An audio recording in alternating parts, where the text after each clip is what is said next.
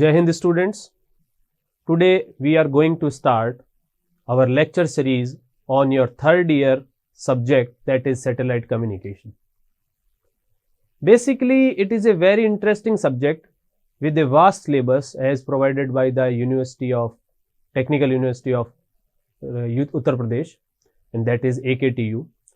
Basically this syllabus contained about the introduction of basic satellite communication in unit first. In second unit you are basically going to talk about the orbital mechanics. In the third unit we should talk about satellite subsystems. Then satellite link design, introduction to various satellite system and launchers and advanced technology, that are the remaining part of the syllabus. So starting from the very first part of this syllabus, introduction to satellite. So here question arises that what is satellite actually? Basically in this picture, as you can see, that I am showing you the solar system of our sun, and you all know that this is sun, earth, and moon is revolving around the earth and earth is revolving around the sun. As you all know that sun is basically a star, whether earth is a planet and moon is also a planet. Earth actually completes its revolving around the sun in around 365 days, and sun is also rotating on its axis, and that is completing in 27 days. But when we are talking about the satellite, basically in this picture you can see that sun is a star, earth is a planet and moon is another planet, in which moon is revolving around the earth, whether earth is revolving around the sun. But here you can call the satellite only to the moon actually, because moon is rotating around, revolving around a planet, and that is called earth, whether earth is revolving around the sun. So basically the planet which is revolving around another planet due to the gravitational force of that planet is called satellite. And when we are talking about satellite, it is basically artificial, not, this is basically natural satellite.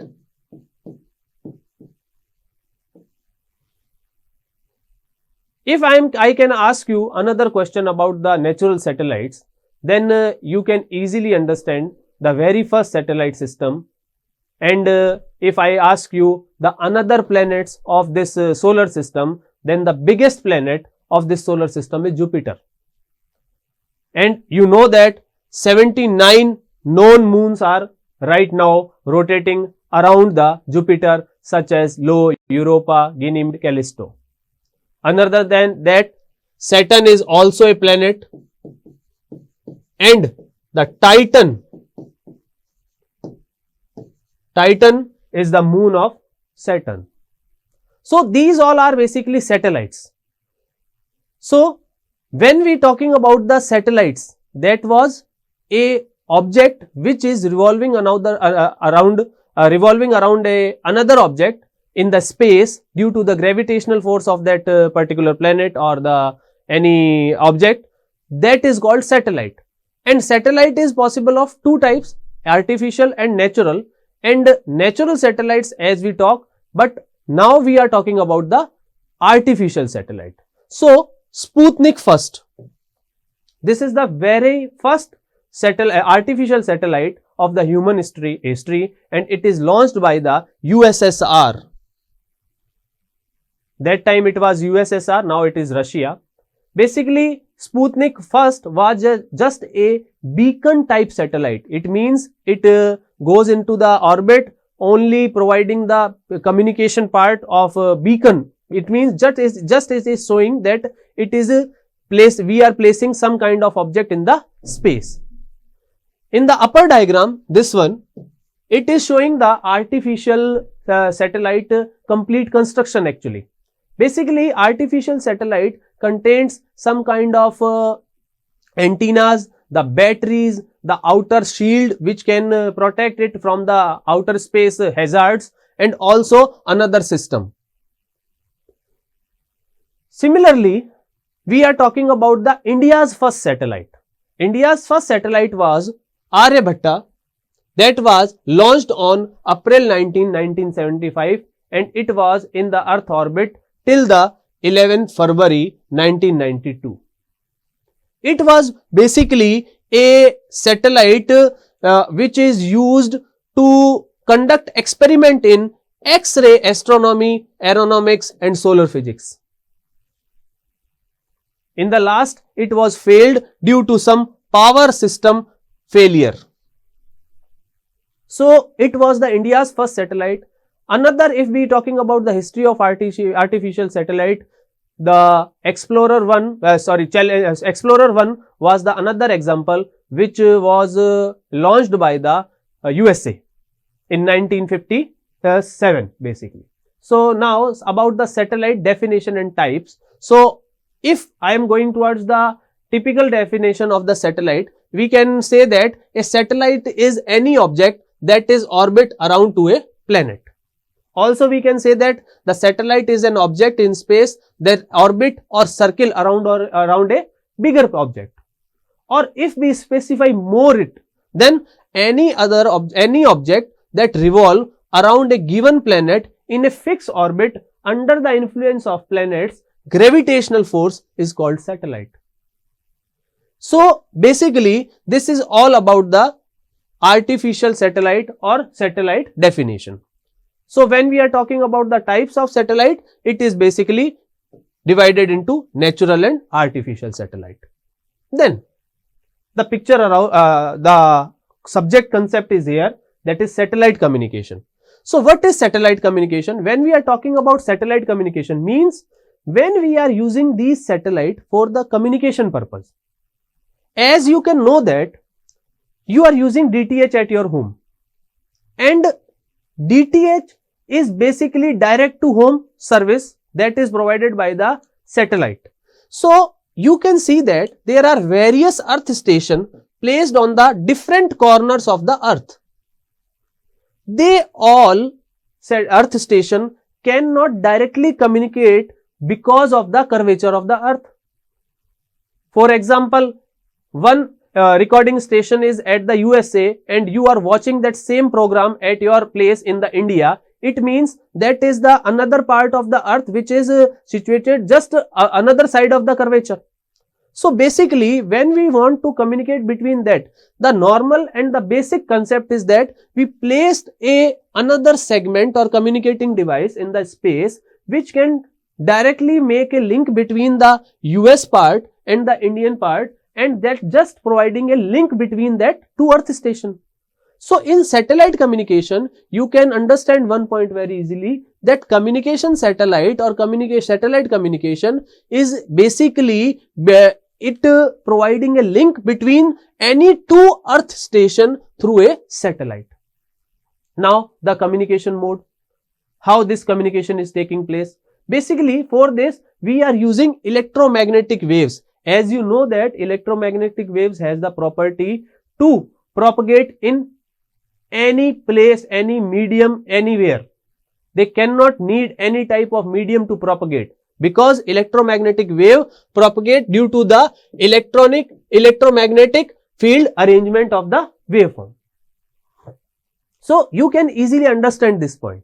So, the satellite communication is point in which a satellite is placed in the space, which is called space segment. The ground segment is situated on the earth. This particular satellite is directly communicated with the ground station which is controlling it, that is TTC, ground station. Another earth station are using this satellite as a link for their communication. And the satellite, the area which is covered by that satellite is called the coverage region of the satellite. So, basically, this is about the satellite communication. Now, one point comes here. Why we required this satellite communication? You can also place some kind of antennas on the earth curvature and you can use that for the satellite purpose, but it is required. Why it is required? You know that earth have a atmosphere, and that atmosphere have different layers. That layers are troposphere till 18 kilometers, stratosphere till 70 kilometers, and ionosphere till 500 kilometers above the Earth's surface. Exosphere, or we can say that interplanetary outer part of the Earth atmosphere is called the space. So what will happen? Basically, because of these layers, some kind of communication or wave propagation concepts are there. That are ground wave propagation and sky wave propagation system. Ground wave propagation system and sky wave propagation system. So basically, when we are talking about the ground wave propagation system, it will use tropospheric condition of the Earth, the just nearest layer of the Earth. Sky wave propagation is using basically ionosphere property of the Earth. But in both cases, only a 1500 kilometer distance can be covered for the communication. Maximum 1500 kilometer. It means if there are two stations and between the distance between those stations is more than 1500 kilometer, direct communication is not possible in these two type of wave propagation techniques, wave propagation and the sky wave propagation. So basically, satellite communication provide the long distance communication that is beyond the line of sight communication. So basically, this is the need of satellite communication, because for the short and medium range communication or the short and medium range type of wave propagation, we can use this ground wave, sky wave or tropospheric scattering and something else. But for the long distance communication, we required this satellite communication. So now about this particular satellite communication part. So you can understand here that in satellite communication, you can see that this is satellite in the space. These are two Earth stations, that is ground station source, that is destination ground station. They are communicating between these 2 points. Now, this is the point from where data is going towards the satellite on a fixed frequency or on a fixed link, that is called uplink. Means you can say that uplink is the link which is sending the information from source ground station to satellite in space. Then that same particular information is processed on the satellite and sent back to the destination ground station on the another link which is called downlink. So here we can see that we have two types of link in the satellite. First one is uplink and second one is downlink. You can also see in this diagram, a particular Earth station have both the links, uplink as well as downlink. You can see that. Similarly, also you can see that in the TTC ground station, this arrow is showing the uplink, whether this another is showing the downlink. Now, the link is there, it means some frequency is also there. So, question is here, the frequency which is going to use by the uplink is called uplink frequency. Whether the downlink is called downlink frequency. Downlink frequency. So, you can understand here one point very clearly. Humans or our human beings or our various examples or applications are using this satellite communication for the long distance communication, which is around beyond the 1500 kilometer for the line of sight part. What is having? We are having a satellite in the space which is directly connected with the ground station through the link established between them. That link is called uplink and downlink. A frequency which is using for uplink, that is called uplink frequency, whether the frequency which is used for downlink, that is called downlink frequency. So these are the basic purpose, or we can say the concept of the satellite communication, and this is about the some kind of satellite communication, basically that uplink and downlink frequency figures. Actually, in satellite communication, in the next lecture, we are going to concentrate more on about the frequency spectrum. So before that, I want to give you some basic kind of you can say that idea about that frequency spectrum. Actually, that complete electromagnetic wave spectrum that is used for the satellite communication is divided into 7 segments: L, S, C, X, KU, K and KA, in which you can see that these particular 2 parts, this is divided into 3 parts. LSC, that is used for the domestic purpose, whether KU, K and KA used for space communication, and X is used for the military application. X band is used for the military application. Now, when we are sending these satellites into the space, and these all frequency spectrum are going to be used, out of them C, KU, KA, that band are basically frequency band are used for designing of uplink and downlink frequency of the system. Basically, C band is most frequently used band for the satellite communication, for the domestic purpose also. In the C band, actually downlink frequency is between 3700 to 4200 megahertz, whether the uplink frequency is 59252 to 6425 megahertz. Whether in KU band and KA band, that is 11.7 to 14 gigahertz, whether in KA band, that is 17.7 gigahertz to 27.5 gigahertz. That can be maximum to 21.2 gigahertz also, and uplink about 31 gigahertz also. These particular uplink and downlink frequency are related with a satellite subsystem that is called transponder. I am also giving you a just brief introduction of that transponder part also. That transponder is what is.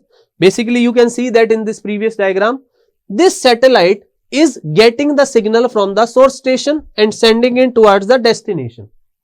It means this satellite is providing only one solution for this particular data, that it is receiving, processing and then sending it back. So basically on the satellite, a transponder is there. Transponder is there. That transponder is basically getting that data, filtering the noise from that data due to the uplink part or due to the penetration of the atmosphere. Then after removing that noise, that signal can be amplified, and after amplification, that sent back towards the ground earth station. So transponder is basically what is doing? Transponder is getting the data on the uplink frequency, filtering it, amplifying it, and again sending it towards the source destination ground station. So for that, downlink and uplink frequencies are there.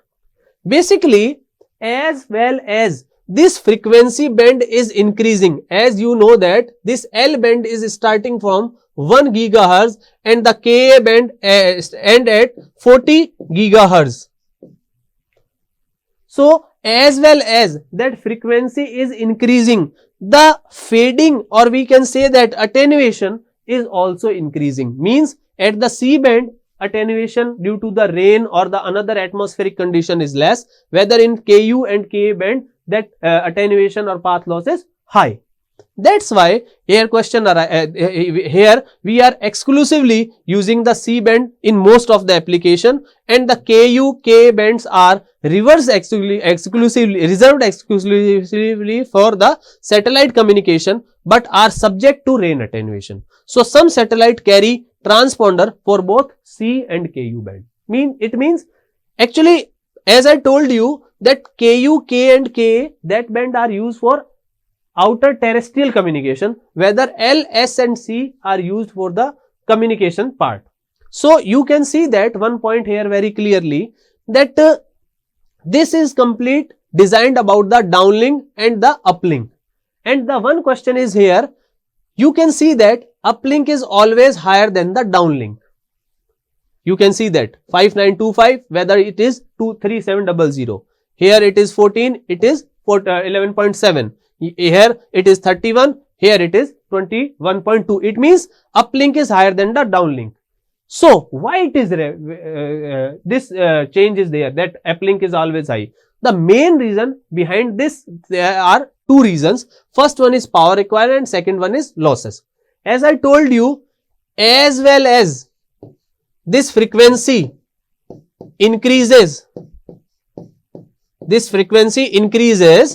the attenuation also increases. Frequency here is 1 gigahertz, here is 40 gigahertz. As well as it is increasing, also attenuation is, path loss is there. And another point is related to the power requirement. Actually, at the earth station, we can generate higher frequency because we have higher power supplies there, but on the destination station, that is on the space segment, we have not such kind of power supplies. That's why that power requirement on the space segment is limited. That's why the downlink frequency is lower than the uplink frequency. So these are the two main parameters which is showing the why is the uplink frequency is greater than the downlink frequency in satellite communication. So in the next lecture, we are going towards about the satellite types part. Till now, thank you.